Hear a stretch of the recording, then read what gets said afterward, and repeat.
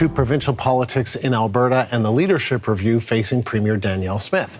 Members of her United Conservative Party are gathering today in Red Deer, and tomorrow they'll vote on whether they will support Smith. CBC's Sam Sampson is in Red Deer. So, Sam, there's a huge turnout. Tell us about that.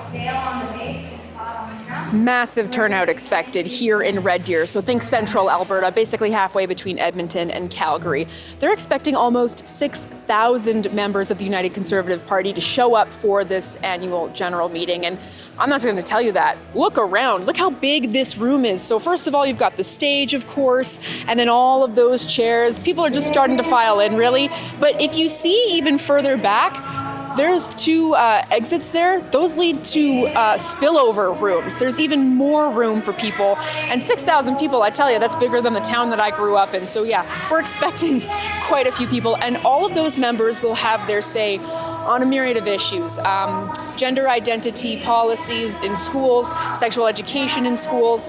There's a resolution to debate on and to vote on about abandoning the province's net zero targets, so climate change targets essentially. And so all of these almost 6,000 people will get a chance to have their say in it and eventually hear from the leader, Danielle Smith.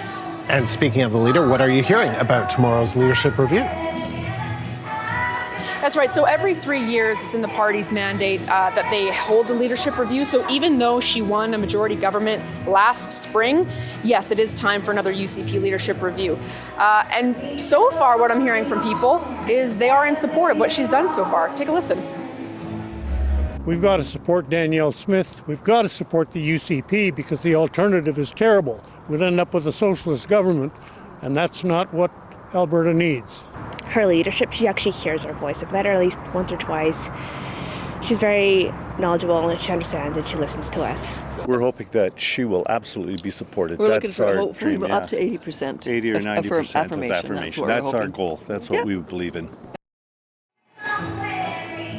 And so she doesn't just have to pass the vote with a 50% majority. That's great. If she doesn't, it automatically triggers a leadership election. However, even if she gets 52%, which is around what Jason Kenney got the last time a leadership review was held when he was running, that Jason Kenney still resigned after. So it all depends on what the party wants. She could even have, premiers in the past have had around 70-ish% and have still resigned. So there's no quite set future right now for Danielle Smith, although there is also different factions of the UCP who don't believe that she's gone far enough on things like parental rights or pushing back against vaccine mandates. And so they have actively tried to push her out.